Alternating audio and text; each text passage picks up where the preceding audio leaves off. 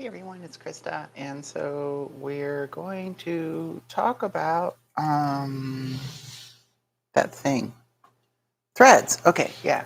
So I guess you're not going to be able to see my table. What if I go over here? What if I go over here? Nope. Wow. Okay, that's fine. Doesn't matter. Doesn't matter because I'm cuckoo for Cocoa Puffs. All right, so um, we have some of these EFI plates that we have left over a little, and I just don't know what to do about. Y'all set up. Let's try moving your stick down. And I have to be really careful because something about the YouTube just really gets mad when I play with the camera. So I have to be so careful.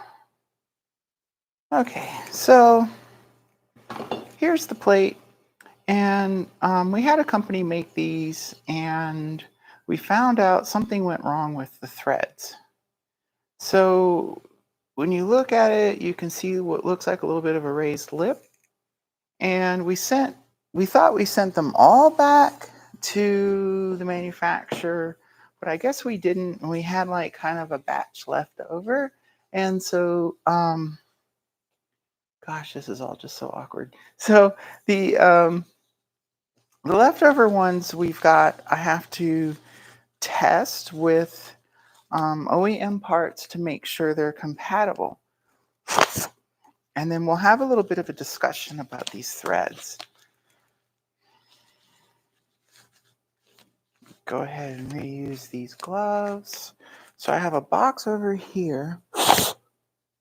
Is it over here? It's not over here. So I have a box somewhere that is for doing the fuel flanges. There's the box. So kind of all this goes into messing with the fuel flange. I can kind of already tell it's not going to thread on. So let's see. Move my phone out of danger. So this is a plastic fuel nut from, I don't know, a mid-90s fuel sending unit. And it's like, I can kind of tell it's not going to go. And I don't want to force it because I'll screw up its threads. Here's a black metal one that's sort of an aftermarket one. And you see it doesn't want to go. And I'm being really gentle with both of these because, well, I don't want to screw up these parts. I use them for R&D. So we have our plate and we have its bad threads. So let's find our tape. I tried tumbling this to see if that would knock down the threads. It didn't work. That was a decade plus ago, I don't know. And so we had plates made since, and then on the plates made since, or should I say after, I kind of screwed up and forgot about the whole concept of needing more threads for the pressure line. So the newest batch of plates looks like these, and there's only 1/2 inch of threads to engage a 1/4 NPT fitting in. So you kind of like, we end up smashing them together, and that works. I mean, it works. I'm not real happy with when something works. I want it to work well. So we've got some of these left over, so I'm going to go ahead and modify them or get them sort of fixed to work.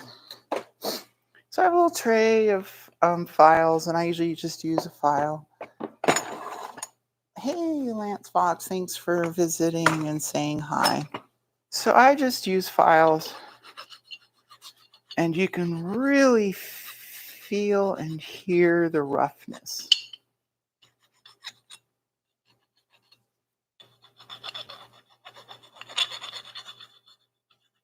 So it's like they started their CNC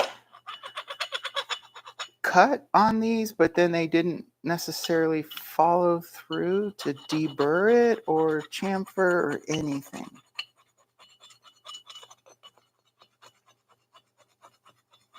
I use the blue tape to help, obviously to help with it not scratching the finish. Oh, this one's nice and rough. I like this one.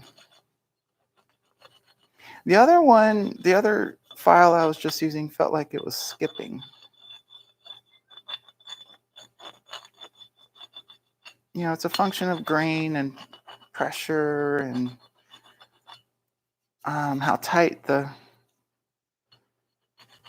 thing is.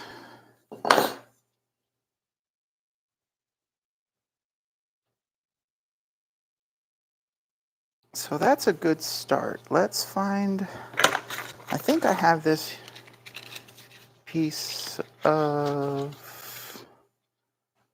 unknown grit, probably 200-ish.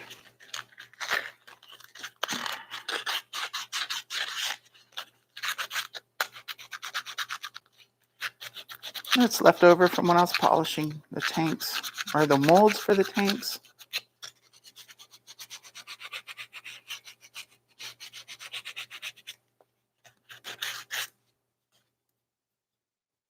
It's starting to feel pretty good.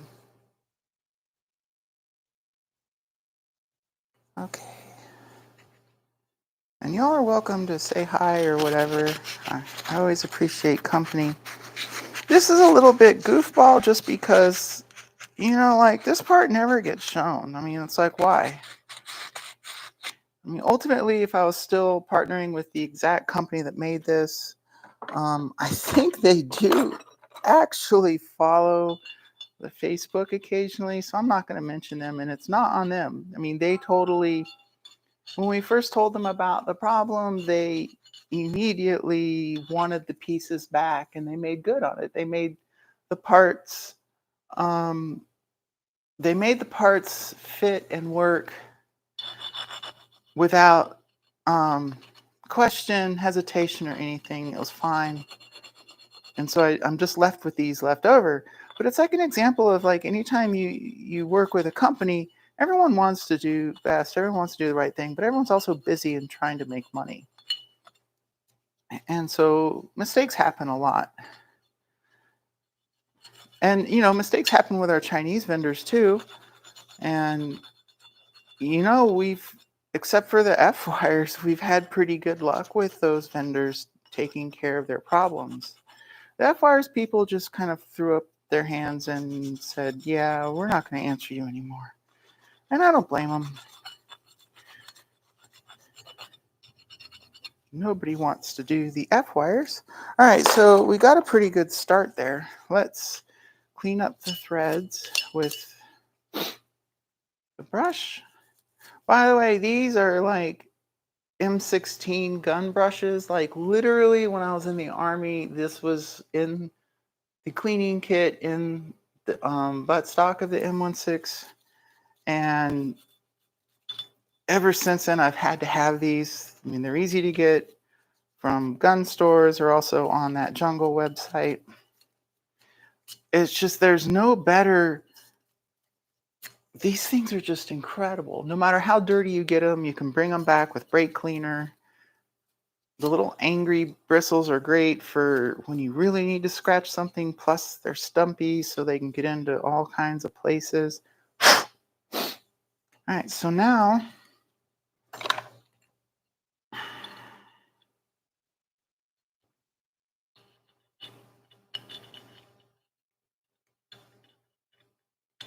I'm being really, really gentle. This is the test piece from the kit to build these as opposed to my R&D center.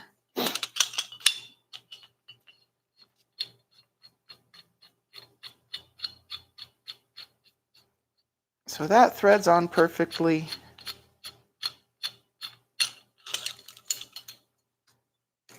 Let's see about the plastic one.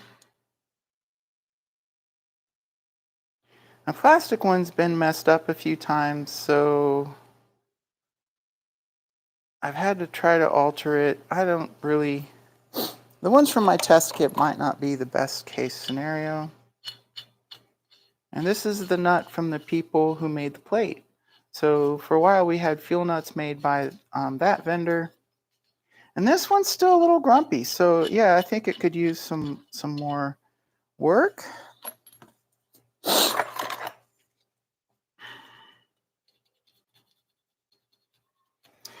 So these threads kind of have an interesting history with the sending units on Ducatis.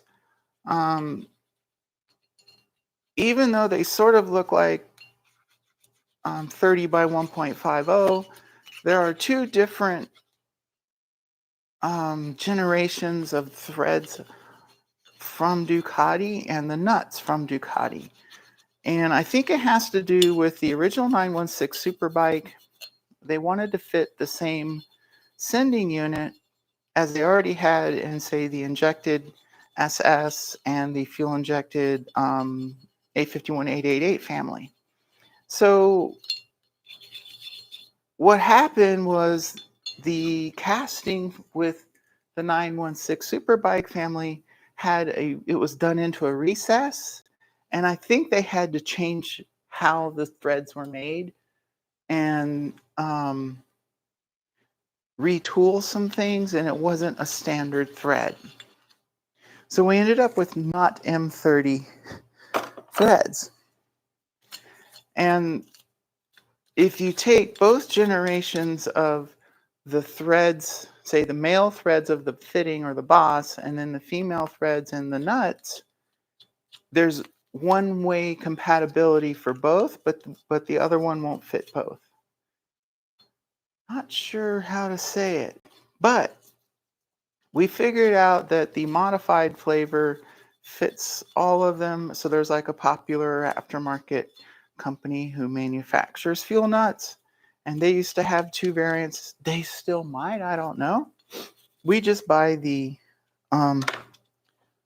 weird thread pitch from them, and it works on all kinds of Ducatis. So I kind of wonder if this is the not weird pitch nut. I bet that's the issue.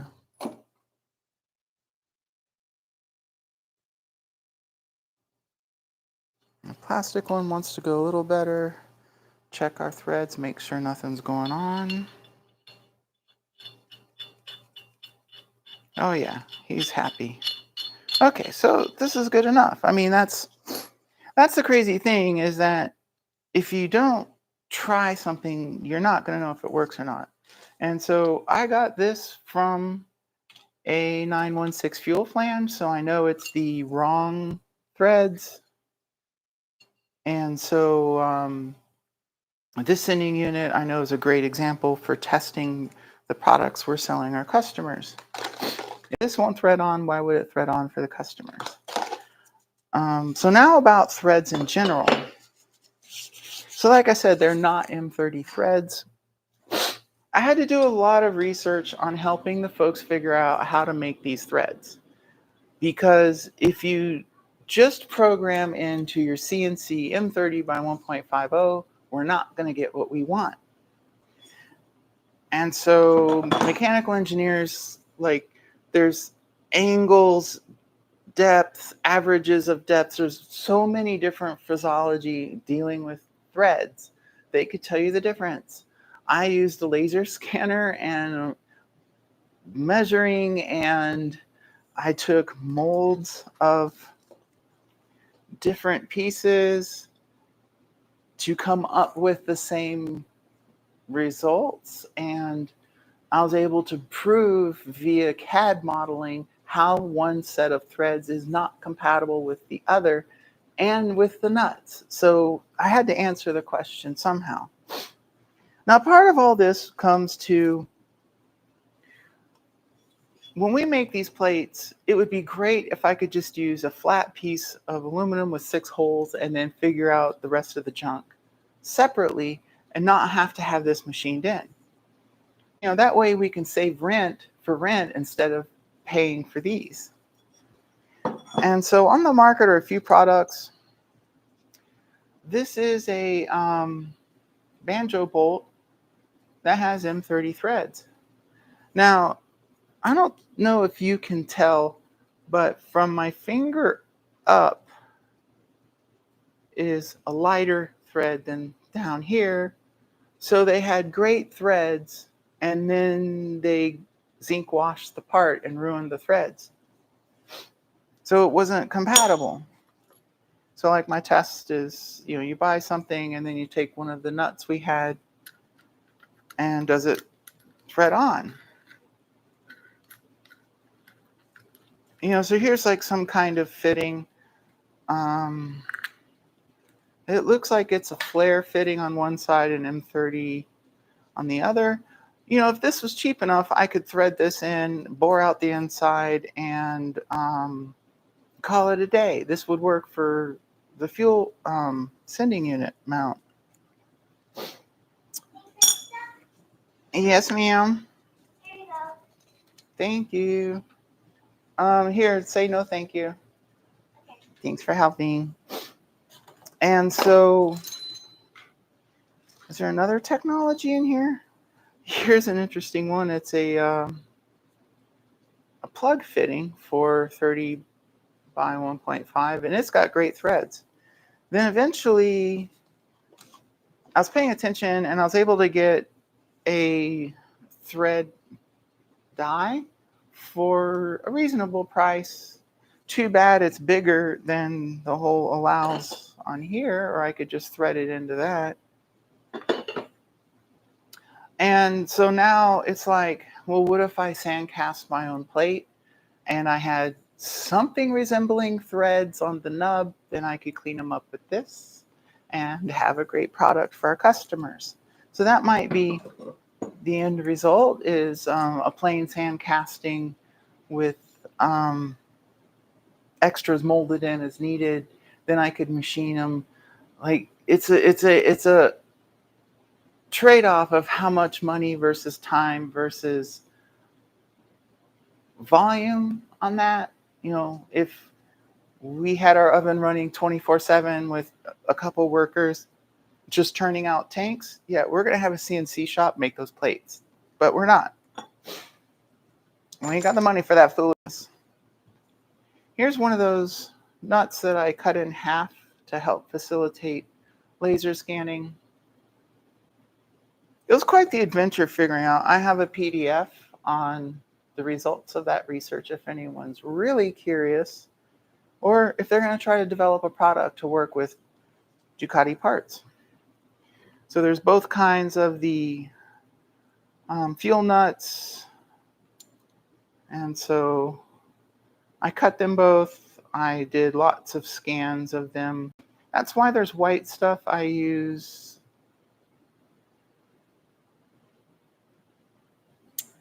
there's a term, I can't think of it. Magnaflux dye, or the powder. I use the powder for Magnaflux, and it makes a nice even coat.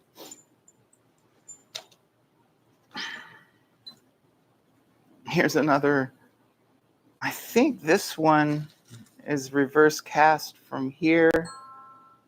Yeah. Just examples of different threads.